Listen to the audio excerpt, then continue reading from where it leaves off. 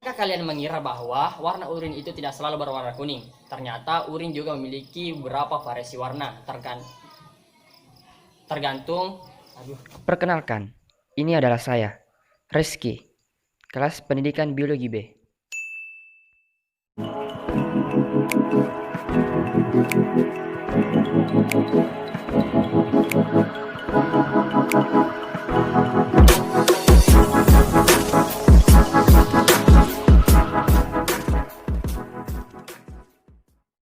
Topik yang akan kita bahas pada hari ini adalah sistem urinaria.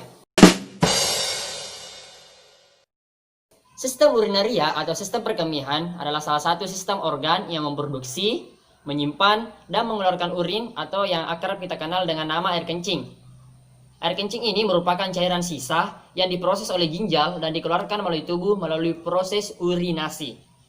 Nah, jadi sistem urinaria itu terdiri dari ginjal, ureter, kandung kemih, dan yang terakhir yaitu uretra. Di dalam tubuh manusia itu memiliki dua buah ginjal yang terletak di sebelah kanan dan sebelah kirinya. Untuk ginjal bagian kiri posisinya agak tinggi dari ginjal sebelah kanan. Nah, letak ginjal ini berada pada bagian belakang rongga perut. Ginjal ini berbentuk seperti kacang yang ukurannya itu 10-12 cm. Nah, sekarang kita akan membahas tentang tahapan proses pembentukan urin. Untuk proses pembentukan urin ini terjadi di dalam ginjal. Proses awalnya itu pertama-tama darah mengalir dari jantung, kemudian masuk ke dalam ginjal melalui aorta. Aorta ini adalah pemburu darah yang terbesar yang ada dalam tubuh manusia.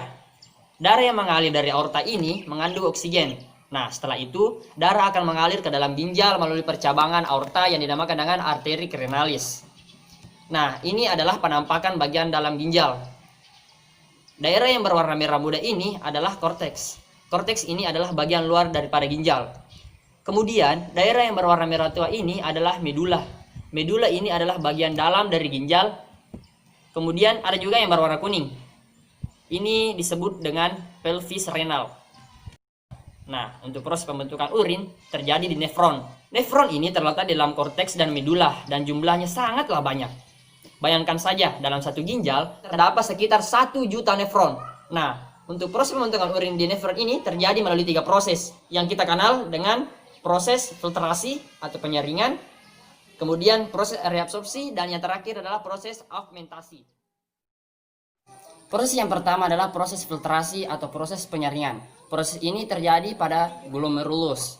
Pada bagian ini, urin primer ini kemudian bergerak menuju tubulus contortus proximal. Pada tahap ini, urin primer akan kembali diserap oleh tubuh manusia karena masih mengandung zat-zat yang masih dibutuhkan oleh tubuh. Nah, setelah itu, urin primer akan bergerak menuju lengkung Henle. Pada bagian ini, air dan garam akan kembali diserap. Dari bagian tubulus contortus proximal sampai lengkung Henle tadi, itu disebut sebagai proses reabsorpsi. Nah, proses reabsorpsi ini merupakan proses yang kedua dari tahap pembentukan urin. Selanjutnya adalah dari lengkung Henle kemudian urin akan bergerak menuju tubulus distal. Pada bagian ini, urin primer akan diserap kembali lalu ditambahkan dengan zat-zat yang tidak dibutuhkan oleh tubuh seperti urea. Nah, disinilah dihasilkan urin yang sesungguhnya. Tahap ini disebut sebagai tahap augmentasi. Nah, setelah itu, urin yang sesungguhnya kemudian dialirkan melalui ductus coledochus. Setelah itu, dialirkan melalui pelvis atau rongga ginjal. Nah, itulah tadi 3 tahapan dari proses pembentukan urin.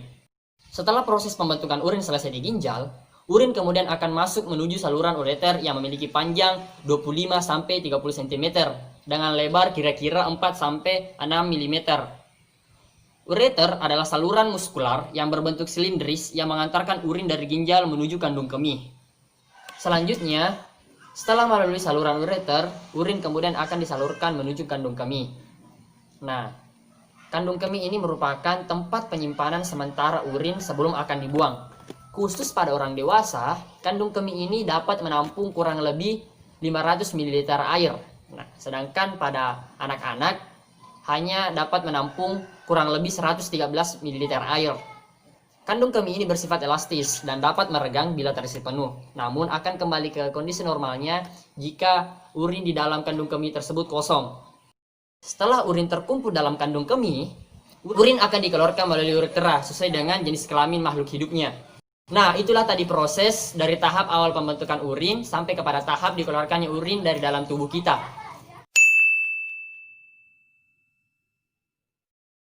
Oke, kita ganti baju dulu. Oke, teman-teman. Sekarang mari kita lakukan kegiatan praktikum kita. Sekarang kita akan melakukan praktikum uji glukosa. Ini adalah alat dan bahannya. Pada praktikum ini, kita akan melihat apakah dalam urin yang diuji mengandung glukosa. Di sini kita akan memakai dua tabung reaksi yang memiliki warna urin yang berbeda. Pertama-tama, kita akan mengisi tabung reaksi A dengan 2 ml urin.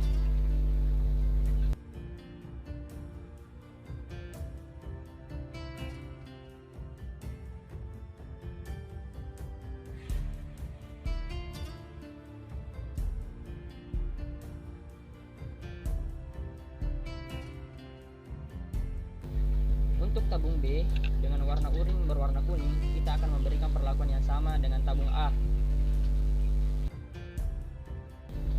Kedua tabung ini juga akan dicampurkan dengan larutan Benedict Regan. Kemudian selanjutnya, kedua tabung reaksi ini dimasukkan ke dalam air yang sudah dipanaskan sampai mendidih. Kita biarkan beberapa saat sembari mengamati perubahan apa yang terjadi pada tabung reaksi itu.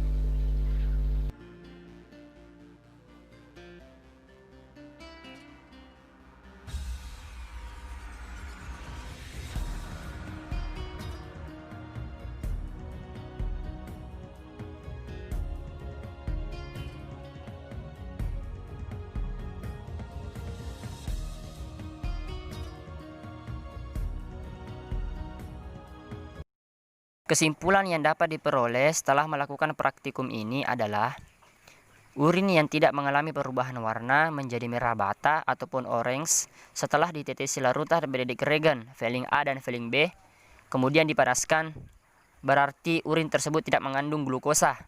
Maka urin ini dinyatakan normal. Kedua urin yang telah dites berwarna biru dan kuning yang mengindikasikan bahwa dalam urin tersebut tidak mengandung glukosa. Nah, itulah tadi pembahasan tentang sistem urinaria. Untuk sahabat, terima kasih sudah menonton. Assalamualaikum warahmatullahi wabarakatuh.